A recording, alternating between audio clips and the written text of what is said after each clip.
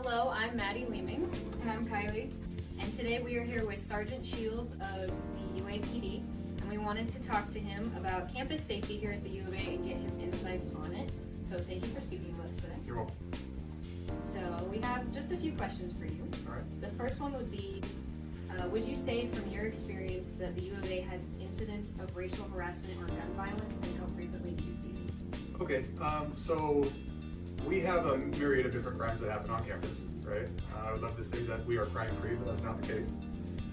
If I were to, I can't give you an exact number because in order for me to do that, I'd have to pull all the stats.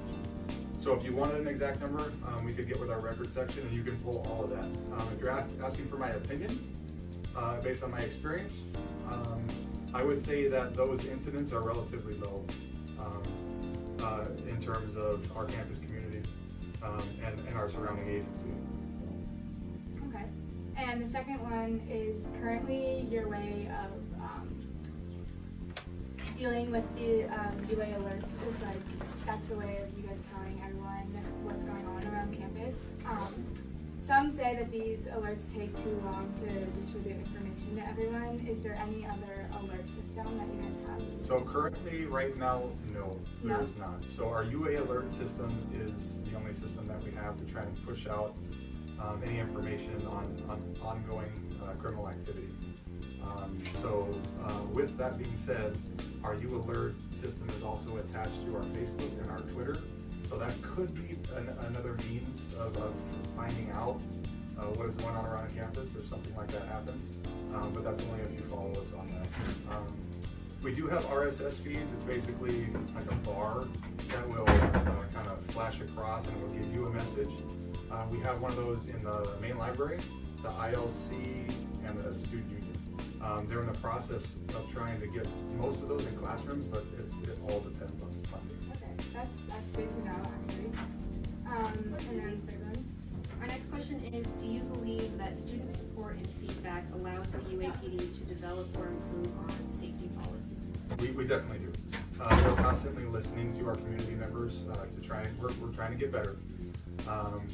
We're actually certified in a number of different accreditations, which kind of promotes our consistency with other law enforcement agencies around the country. But we also just recently, actually, so every 2 years, we send out a survey. I don't know if you've taken one of those surveys yet. I've had some of the classes, but I Okay. too, yeah. All right. So we are going to be sending one out here pretty quick in March, I think. And one of the specific questions is, what suggestions do you have for UAPD to get better? So we do look at those. We look at all the suggestions, and if we can make, if there are good suggestions, we can make the changes that we need to. Okay.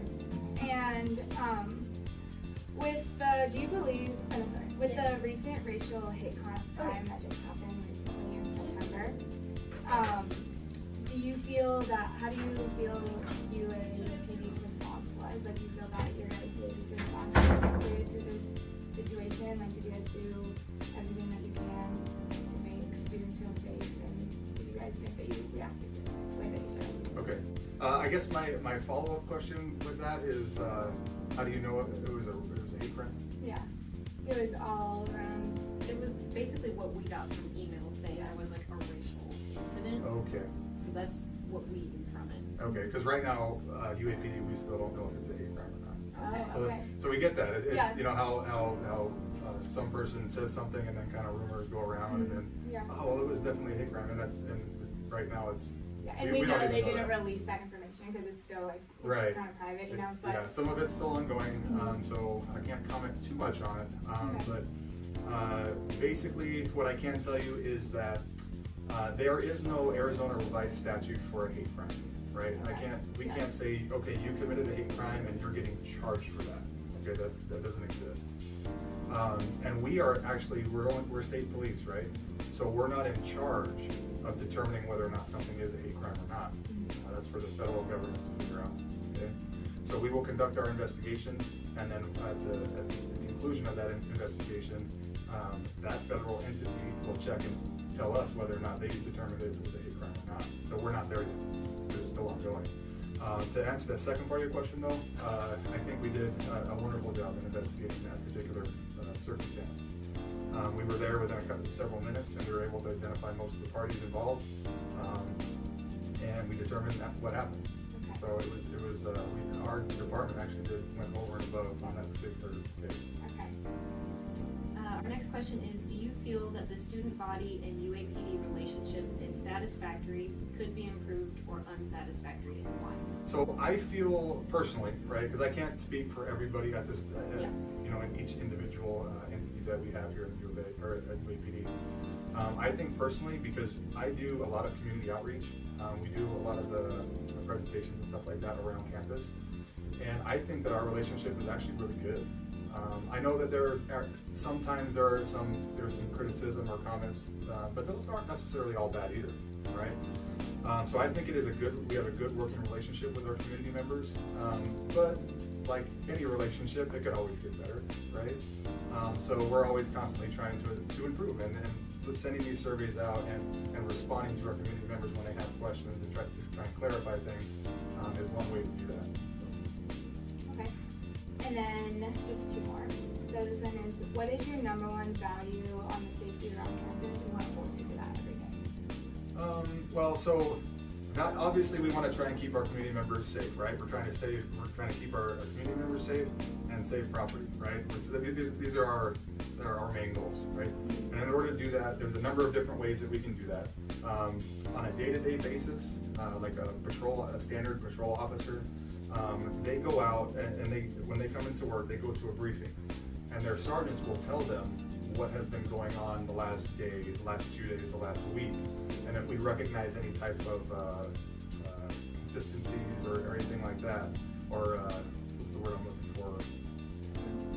What? Yeah, like a pattern, right? So say there's a lot of car burglaries or something in a certain garage. That sergeant's going to say, hey, we've had this happen. We would like you to saturate that particular area.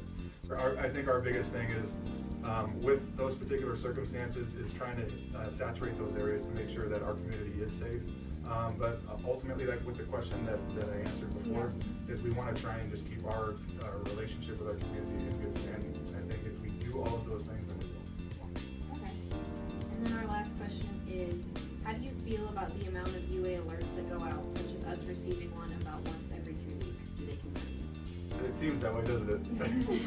Yeah. Because I get the same ones that you guys get, I'm sure. So, well, it really just depends. So it depends on perspective, right? I would say there's some other places.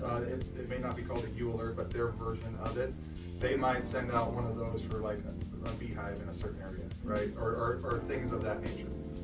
We usually try and focus on the ongoing criminal aspect of like a more serious incident, so that your phones and emails aren't ringing off the hook. Yeah. Believe it or not, it could be worse. Yeah. Right? So without comparing agencies, because I don't like to do that, what I can speak for myself is that even though like once every 3, or whatever, 3 every 3 weeks. Yeah, yes, that's what I'm going to say. May seem like a lot. I can tell you that it's actually not too bad. I know all you guys are hearing about is the bad incidences, right? But it's good that we hear about that. Exactly. We want to know what's going on around the areas that we live in. Exactly. So instead of us taking the stance of, if they want to know about it, they can come and look it up or whatever, we're trying to actively get out and let the public know what is going on around them. So maybe they avoid that area, or they take the appropriate measures to stay safe, right?